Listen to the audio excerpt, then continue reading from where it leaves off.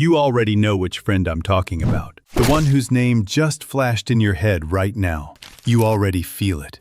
That quiet, uncomfortable suspicion that someone in your life isn't really for you.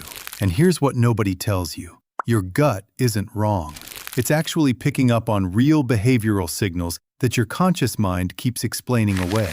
Today, I'm going to show you 3 brutally simple, low-stakes tests that will unmask a fake friend without a single confrontation, without a single awkward conversation. And I'll warn you now, the 3rd test, it's the darkest one. It reveals something about human loyalty that most psychologists don't want to say out loud. We'll get there. But first, let's blow up a lie you've been told your entire life. Here's the myth, the one every self-help guru repeats. If someone's been your friend for years, they're loyal. Wrong. Completely, dangerously wrong. A 2019 study from MIT's Human Dynamics Lab found that nearly half of all friendships are one-sided, meaning one person considers the other a close friend and the other person doesn't feel the same way at all. Half. That means right now, statistically, someone in your closest circle is performing friendship with you, not feeling it. And the reason we miss it?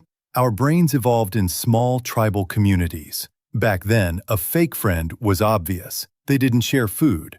They didn't show up to help build the shelter. But now, fake loyalty is wearing a very convincing mask.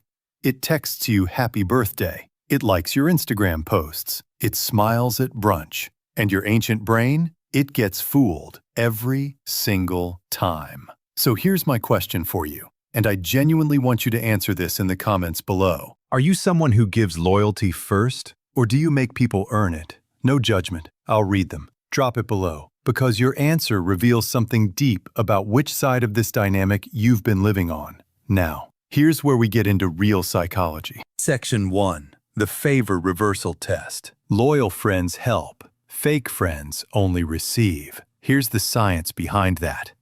Neuroscientists call it reciprocal altruism, and it's one of the most hardwired behavioral programs in the human brain.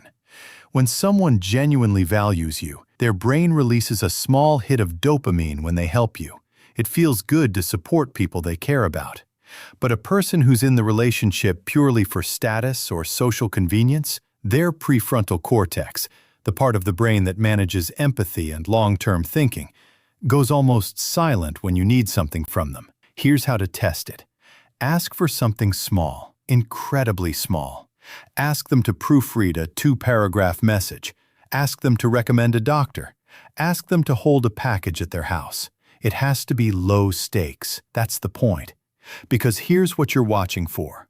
It's not whether they say yes, it's whether they follow through. Fake friends are enthusiastic in the moment. They say, "Of course, send it over." And then silence, radio silence. No follow-up. No, "Hey, did you ever figure that out?" Real friends finish the loop. I worked with a client, let's call him Marcus, who swore his best friend of 8 years had his back no matter what. So I asked Marcus to run this test. He asked his friend to text him a restaurant recommendation for an upcoming date.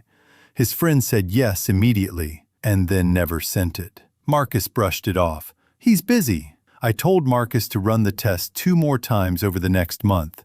Same result, both times. The rule? Loyalty lives in follow-through, not promises. Here's the one that will genuinely disturb you. Fake friends are easy to spot when you're struggling. They disappear. But the real psychological trap? Fake friends are even harder to be around when you're winning. There's a German word for this, Schadenfreude. It means pleasure derived from someone else's pain. But what psychology has recently discovered is even more chilling. There's a mirror phenomenon called Glücksschmerz, pain felt at someone else's success. Your fake friends feel a low, quiet sting when good things happen to you. And here's how to test it. Share a genuine piece of good news, a small win, a promotion, a new relationship, a project you're proud of. Then watch the response, carefully. A loyal friend's response will be immediate and specific. "Wait, tell me everything. How did that happen?" A fake friend's response will be fast and vague. "Oh wow, nice." And then, almost instantly, the subject changes, back to them. Their brain literally cannot tolerate sitting in your good moment for more than a few seconds. They'll minimize it. That's cool. They'll redirect. Oh, speaking of which, something happened to me this week, and you'll feel it. You'll feel the slight deflation, like your win just got quietly dismissed. That feeling is data, the rule. Real loyalty celebrates you louder than it celebrates itself. I want you to think right now about the last time you shared big news with someone close to you. How long did they stay in your moment? If you're being honest with yourself, you already know the answer. Section 3.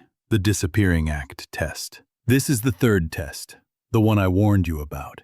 And I want to preface this by saying, this isn't about being cold or manipulative. This is about protecting your psychological energy from people who are quietly draining it. Here's the test.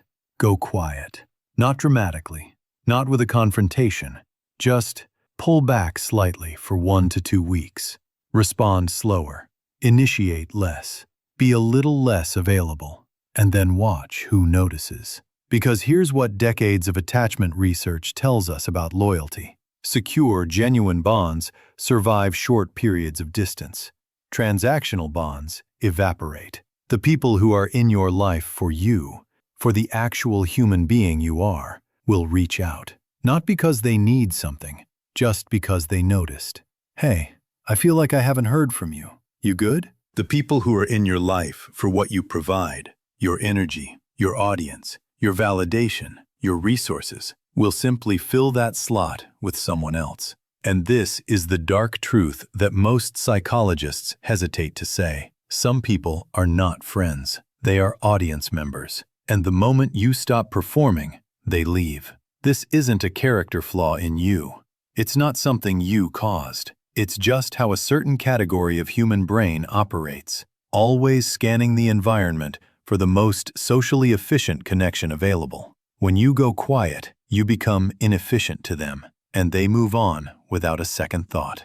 Here's your 3-step blueprint to run all 3 of these tests, starting tonight. Step 1. This week, make one small request. Specific, low effort. Watch the follow-through. Step 2. Share one real win in the next 2 weeks. Watch how long they stay in your good news before redirecting. Step 3. Pull back your initiation by 50% for 2 weeks. Note who reaches out with zero agenda. By the end of 1 month, you will have a clear, evidence-based picture of who is actually in your corner. No confrontation, no drama, no guessing. Now, I want to be honest with you for a second. Running these tests might show you something you weren't ready to see, and that's okay, because knowing the truth about who is actually loyal to you, that's not loss. That's liberation. Your brain has a limited amount of social energy. The research is clear on this. You can maintain deep trust with roughly 5 people at any given time. That's it. Every fake friend sitting inside that circle is stealing a seat from someone who would genuinely show up for you. The people who survive the next decade with strong mental health, deep relationships, and real support networks, they will be the ones who got ruthlessly honest about who deserved access to them. The people who keep performing for audiences, they'll burn out. They'll feel chronically lonely despite a full contact list. They'll wonder why, after all these years, nobody really knows them. Don't be that person. Run the audit. Find out who's real. And if you want to go even deeper, if you want to understand the dark psychology behind why certain people are wired to use others and feel zero guilt about it, click the video on your screen right now. It breaks down the hidden manipulation tactics that fake friends use